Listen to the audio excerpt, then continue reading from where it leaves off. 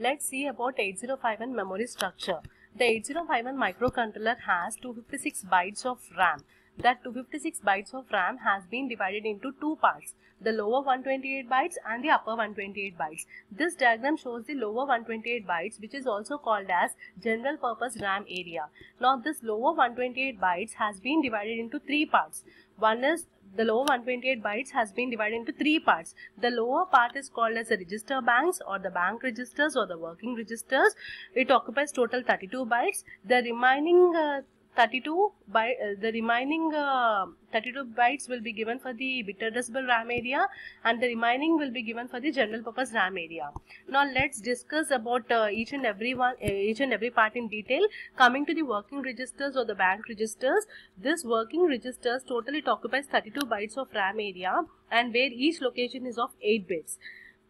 The address range will be from 00H to 1FH, which is given for the working registers or the bank registers. If you want to access any of the data from these banks, we need to program the 2 bits in the PSW register, that is RS1 and RS0. If you are programming the 2 bits to 00, then it will be selecting the bank 0. If you program the 2 bits to 01, then it will be selecting bank 1. If you are programming that RS1 and RS0 bits to 10, it will be selecting bank 2. If you are programming the 2 bits to 11, it will be selecting the bank 3. So likewise, we can access this particular working registers, and each and every bank will contain 8 registers, that is from R0 to R7. R0 in bank 0 is different from R0 in bank 1, R0 in bank 2 and R0 in bank 3. Let's see about the bit addressable registers. Bit addressable registers, it occupies 16 bytes of RAM area, and each location is of 8 bits whose address location starts from 20 to 2FH. A total of 16 bytes is given for the general purpose RAM area. 16 bytes means total it occupies 128 bits. So here in the bit addressable RAM area, we can access the individual bits without affecting any other bits. And let us see now the memory location 20 contains 8 bits. Now memory location 20, bit 0, bit address is 00. Memory location 20, bit 1 bit address is 01. Let's see memory location 20, what is bit 3 bit address is 03. Likewise, we can access the individual bits without affecting any other bits in bit addressable RAM area. That can be done with the help of certain instructions like set, clear, complement instructions, where we are going to see in the next unit, that is the instruction set of 8051. And coming to the general purpose RAM area here, it is used for storing data temporarily during the program execution, and whose address location will be from 30 to 7FH. Total it occupies 80 bytes of RAM area. In this, a certain portion is given for the stack. A stack addresses will be ranging from 08H to 1FH. Coming to the next one, let's discuss about the upper 128 bytes. The upper 128 bytes is given for the special function registers RAM area, where the special function registers RAM area holds the control information. Now the special function registers RAM area address locations will be from 80H to FFH, and these SFRs are also called as memory mapped registers. Why it is called as memory mapped register is each and every register is provided with an address. That is the reason all the registers are mapped onto the memory, that is from 80H to FFH. That is the reason we call it as memory mapped registers. Now total among 128 locations, only 21 locations are given as SFRs, and the remaining locations are unused locations or reserved locations. It is not used for any other purpose. So among 128 locations, we are going to learn only 21 SFRs here. So the address location 80H to FFH contains the registers, like we can see 21 registers here. Coming to the special function CPU registers, in that we talk about A register, B register, PSW register, SP stands for stack pointer, DPTR stands for data pointer register.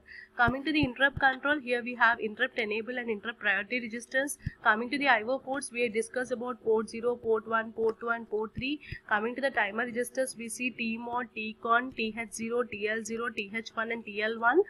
Next, coming to serial IO, we study about SCON and SBUF registers, and others we study about the PCON registers. So we are going to discuss all the 21 registers in the SFR RAM area. Coming to the diagram, in this particular 21 SFRs, for each and every register, you will be having the address locations given here. Coming to the first one, ACC stands for accumulator register. So here E0 is the address of accumulator register in SFR RAM area. Whenever we have a star for the register, it means that it is a bit addressable register. Bit addressable register means we can access the individual bit in that complete register. Without affecting the other bit, we can access the individual bit. Now coming to the B star. B star is also a base register. This register also we can access the individual bit without affecting any other bit. It is an 8-bit register. And F0 is the address of B register in SFR RAM area. Similarly, we have PSW register. Already we have studied about the PSW register. Even it is a bit addressable register. And the address location of this particular register is D0. Stack pointer is 81. Data pointer is 82 and 83. 82 is given for the lower byte. 83 is given for the higher byte. Because DPTR is a 16-bit register which has been divided into two parts, DPL and DPH. 0 to 7 is given for the DPL. 8 to 15 is given for the DPH. And this is not a bit addressable register. Coming to all the 4 ports are bit addressable registers. They have the certain address locations 80, 90, A, A0, A and B, 0A and 0B. Likewise, we have all the 21 registers with the address locations. Wherever we have a star, it indicates that it is a bit addressable SFR. Wherever we don't have a star, it means we need to access the complete byte. We cannot write a program as a bit 1. If we don't have a star, let us see now we don't have a star for TMOD register. When we don't have a star, this complete 8-bit register, we have to use it as an 8-bit. We have to access it as a complete byte. We cannot access it as an individual bit. In order to access as an individual bit, we have to use only wherever we have a star for the registers. Let's understand more clearly when you do the programming in the coming third unit. Coming to the ROM, let's discuss about the ROM now. We completed the RAM, we have seen the lower 128 and we have completed the upper 128. Now let us see about the ROM here. If you see a ROM, total it has 4K of ROM.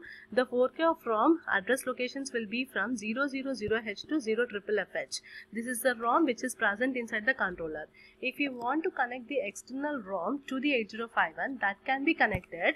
The external ROM which can be connected to the controller can be attached in this particular way.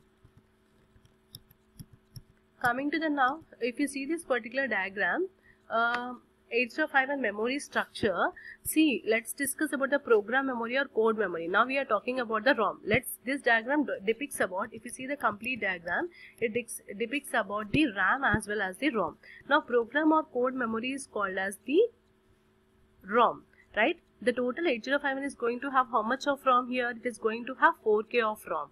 So it is going to have 4K of ROM. Suppose for any purpose, for any application, if you want to connect the external ROM, that can be connected as 64K. Why 64K? Because 8051 microcontroller has 16-bit address lines. So it can access the external memories up to 2 to the power of 16, that is 64K. So we are connecting the 64K, 60 plus 4K.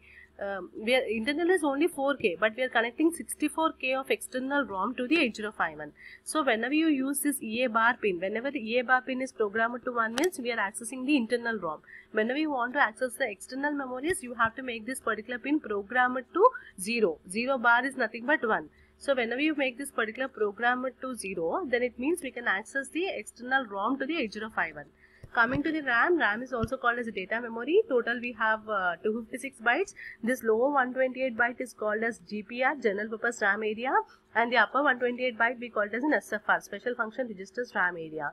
For any application, if internal RAM is not sufficient, even we can connect the external RAM to the controller. The external RAM which can be connected to the controller is 64K. Why 64K? Because 8051 microcontroller has 16-bit address lines, so it can access up to 2 to the power of 16, that is 64K of RAM can be connected to the 8051 microcontroller.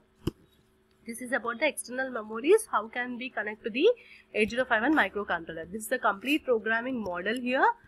This is the complete programming model. If you see the model, this is the RAM, this is the ROM, this is the 4K of ROM, this is your 128 bytes of RAM, means the lower 128 byte, and the upper 128 byte he has written all the 21 SFRs. You can see here A is an accumulator register. What is the address location? E0. It is an 8-bit register. B is an 8-bit register. What is the address location? F0. Likewise, all the 21 SFRs you can see here, and the lower 128 bytes is showing this particular general purpose RAM area. And this is about the 4K of ROM. This is a complete 8051 programming model with the help of internal RAM as well as the internal ROM. Even we can connect the external RAM and external ROM to the controller. Thank you.